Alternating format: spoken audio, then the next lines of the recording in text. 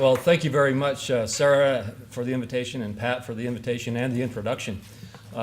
You pretty much presaged my remarks. My dad, by the way, was a potato farmer, and I did grow up understanding the importance of water, and as you know, Pat, ended up in my legal practice, involved a lot in dealing with water law. You know, this morning I'm going to try, or this afternoon, I'm going to try to keep my remarks to about 10 or 15 minutes, although that's hard for me, and then open the rest of the time for questions. And I'm going to be a little bit presumptuous and issue a couple of challenges to you throughout my remarks. I'm going to focus my remarks on the Pacific Northwest issues of fish, water, and energy, which I've often heard talked about as sort of the holy trinity of the resource and cultural issues in our part of the world, particularly in the context of the issues that you are focused on. And in that context, I think I'll just move first right on to energy. The United States badly needs a comprehensive and rational energy policy. I was talking like that in 1992 when I first ran for Congress. And we still have not had a serious engagement in the United States, at least in Congress, to the point where we have achieved that kind of a rational energy policy. We are far too dependent on petroleum as a nation. We are far too dependent on foreign sources of the petroleum on which we rely. And I often analogize in a broad concept, what I think our national energy policy should look like by referring to how a person would approach their own investment portfolio. You would not invest all of your assets in one asset, in one form of an investment. Yet the United States has done so, not entirely, but significantly in our energy policy. And we need to start diversifying, just like you would diversify your own investment portfolio. What does that mean? There are a lot of things that we can do, and I start the list with, frankly, focusing on things such as saving. Every kilowatt hour of energy that we do not use is equal to one produced.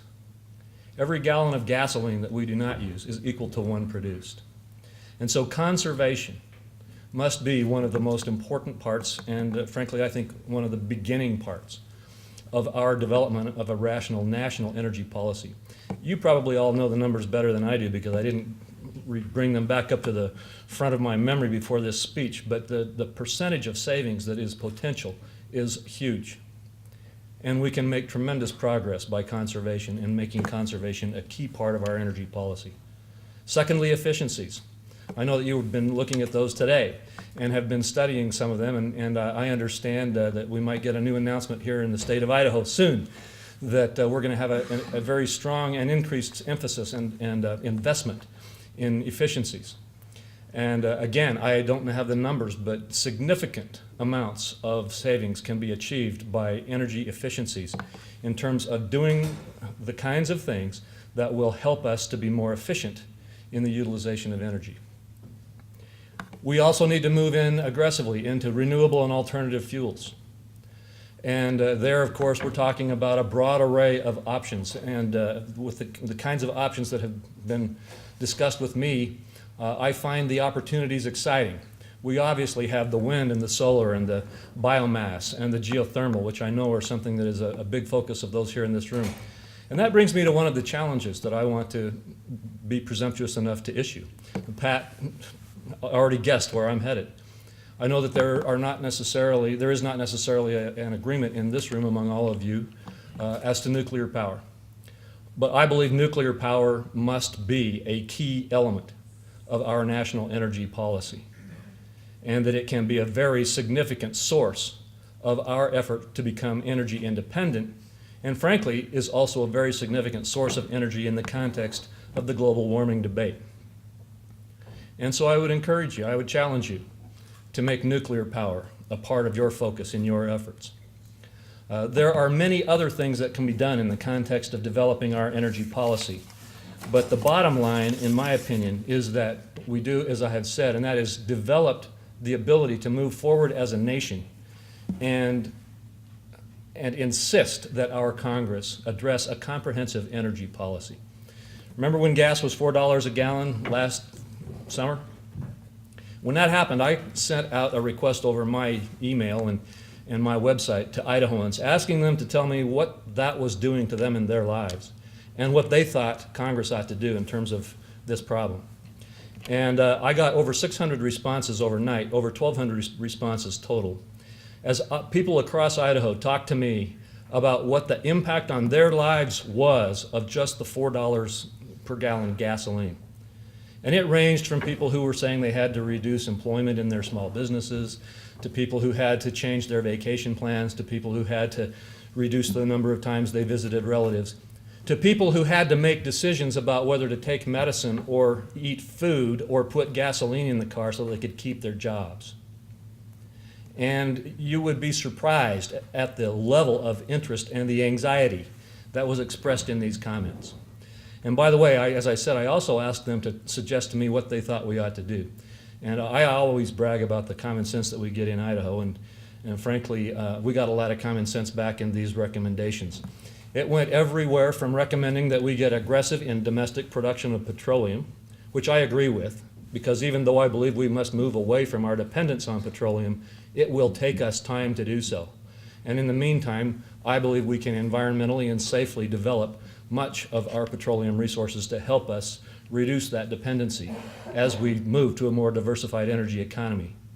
And the rest of the suggestions followed from there right along the lines of what I've talked about. People in Idaho understand that we need to be less dependent on one source of energy, that we need to be broad and diversified, that we need to conserve and be more efficient, and that we need to come together as a country and develop a comprehensive approach and quit fighting. One of the most common comments that was made was that they could not understand how we had already gone through an energy crisis before and that we still did not have action in Congress. And by the way, it's now approaching 10 or 11 months later, and we still do not have action in Congress on a comprehensive energy policy, which we need. Second, let me turn to water. As Pat indicated, water is a critical issue in our lives. And attitudes about water are very, very hard, if you will. And frankly, it's because water is the lifeblood of our economy in so many different ways. In the Northwest, it's what we not only use to survive on, to drink, and as productivity for irrigation. It's used for power generation, for flood control. It's used for recreation. It is the lifeblood of our incredible environment and the fish and the wildlife, which are such an important part of the quality of our life here. And I probably left out through transportation. There's a number of other aspects of how water is so integral in our lives. And I just want to make a couple of points about water. We're litigating over water all the time, in one way or another. I do not believe that the right and the best solutions about how to manage our use of water will be achieved in court. They will be achieved as we come together and work together in collaborative processes to develop the kinds of consensus that honorable, good people who are committed to solutions can find. And I'm going to talk about that a little more when I get to fish. But one very significant example of this kind of effort of working together is the Nez Perce Agreement. I, as well as many others, worked for several years in a very significant collaborative effort for the flow augmentation for Idaho and the agreement for the Nez Perce government. This agreement was reached between the Nez Perce tribes, the state of Idaho, the United States government, and private property and agricultural and business and water rights interests. And the Nez Perce Agreement, in my opinion, may be the only durable collaborative effort that we have in this region right now on water that is in place. And frankly, I worked hard at the time of the passage of the Nez Perce Agreement to help it become law. And the result, in my opinion, is something that works well for Idaho and our interests, and I intend to stand by the agreement and defend it. There's one other aspect that I think needs to be said about water, and that is, as I think that many or all of you probably know, I very strongly believe that the management and the decisions about the allocation and use of water is a states' rights issue. I have continued throughout my career to advocate that the states should have authority to determine the decisions relating to the management, allocation, and use of their water. Now, obviously, we have some federal legislation that impacts those decisions, and I am not unmindful of that. But I do believe that we must not ever yield the sovereignty of our states over water, and that's another critical position as far as my position goes. Now, in an effort to wrap this up before we run out of time for questions, let me turn to fish. First, and I want you to hear me very clearly on this, I support the recovery of the Pacific Northwest's wild anadromous fish to sustainable and fishable levels. I want to say that again. I support the recovery of the Pacific Northwest's wild anadromous fish to sustainable and fishable levels. For a number of years, our battle over the fish recovery, the salmon and the steelhead, has focused as much in court as it has anywhere else. Many of you will recall that in 2003, I tried to bring together a regional collaborative effort, which, although it breathed life for several weeks, fell into disarray as it was determined that the better route to follow would be litigation. It's now 6 years later. We're still in the litigation, and Judge Redden is apparently close to ruling on the most recent buyout, although the administration has asked the judge to give a 2-week or a 2-month breathing period for the administration to review the issue and to see if they want to take a fresh look at it. Some believe that this may be the opportunity for them to finally achieve their objectives, that perhaps the Obama administration, with a sympathetic and supportive judge, will force their solution on the rest, and they will be able to win. I do not. I don't know what the judge is going to do. I don't know what the president's position will be after the review. But my point is this, and it's the reason I am so strongly committed to the collaborative process.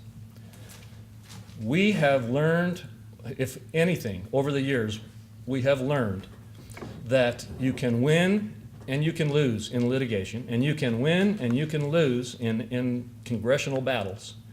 But until you have brought people together and worked to find solutions together on a collaborative basis, you do not have the kind of buy-in that is necessary to avoid the confrontation and the battles in the society or the community at issue, wherever the issue may be.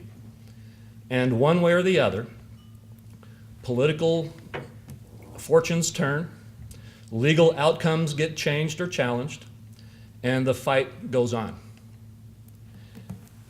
Now let me talk a little bit more about collaboration. And this is another challenge I want to issue. I know that some in here strongly believe in it, and that others in here probably more strongly believe that there is a better route for them to achieve their objectives. I believe that if we want to, and we are willing to, that we can start now, again, with a collaborative effort, a regional collaborative effort, to try to bring together the diverse interests surrounding salmon and steelhead and the fish recovery, and that we can make progress. It's probably the most complex issue that we could try to solve through a collaborative process that I can see that we face in the Pacific Northwest, but we must try it, in my opinion. Or I believe another 6 years from now, we will be still in litigation, and we will still be no further down the road, and those who will have suffered the most will be the fish. Now let me explain what I mean by collaboration. Pat mentioned that I have promoted a lot of the thinking of Dan Kemmis from Montana. When I first sent his book around to some of my colleagues in Washington, D.C., to encourage them to support collaboration rather than confrontation, I was immediately attacked by the right and the left, because neither side thought that it was an honest effort. They both thought it was a trick to try to get them to lay down their swords and shields and become defenseless against their opponents. They had become everyone had become so involved in fighting that they didn't actually believe that there was a way to get out of the battleground and solve problems. Some of you who've heard me give this speech before will have to just suffer through it again, but and this is an analogy that Dan Chemist came up with from someone else, but if you think about collaboration, the beauty of it and the secret of it is just this. If you think about that XY axis that you all studied in school where you draw graphs, and let's say on the x-axis is the fish or the environment, and on the y-axis is the economy or multiple use or the other needs for use of our water and the conflicts that we have there. I am convinced that through conflict, the solutions we will get that will be imposed on us by a decision maker will be closer to the intersection of the x and y axis. They will be close to it. They will be not very far up the x-axis and not very far up the y-axis. Not real good for the fish and not real good for the economy. But they will be imposed decisions that have come about as the result of battle. And this is the beauty of collaboration. There are solutions that are further out here, further out the x-axis and further out the y-axis that are better for all parties involved. The Owyhee Initiative proved this, and it's been proven in many, many other contexts, that if people will commit to the principle of true collaboration, they will be able to do better not only for their own interests, but for the very interests of those they have fought for so long. And collaboration is not an opportunity to try to get together and create a political circumstance so that your opponents will disarm. Collaboration, engaged in honestly and fairly, is to truly sit down and learn to know your opponents and those with other points of view, and to try to figure out creative solutions where their objectives can be achieved along with your own. And I challenge you to support a collaborative effort in the region for salmon and steelhead recovery. Now, many will ask me in that context, does that mean that I have to give up something that I believe in order to come to the collaborative table? And my answer is no. In collaboration, all options have to be on the table. All interest groups must be represented fairly, and everyone must come to the table with a willingness to participate. Some say, does that mean dam breaching has to be on the table? Yes. But understand, that also means not dam breaching must be on the table. All positions, all options must be openly and fairly discussed. And in that context, creative, honorable people can achieve those solutions that are further out the X and the Y axis. I've gone on, well, I'm just about right. I got about 10 minutes left. There are some other things I wanted to say, but I'd rather stop and give time for discussion. But I just wanted to conclude by saying, if you as an organization can come together with the commitment to work in a unified way to seek collaborative solutions to some of these critical issues that we face, whether it be energy or water or fish recovery, I have absolute confidence that you can succeed in helping us as a Northwest community move forward. I will join with you in that effort, and I am willing to lead in such a collaborative effort and share with you the risk of taking that step. But we need to take it with confidence and with a willingness to be patient and work through the issues. Collaboration takes patience.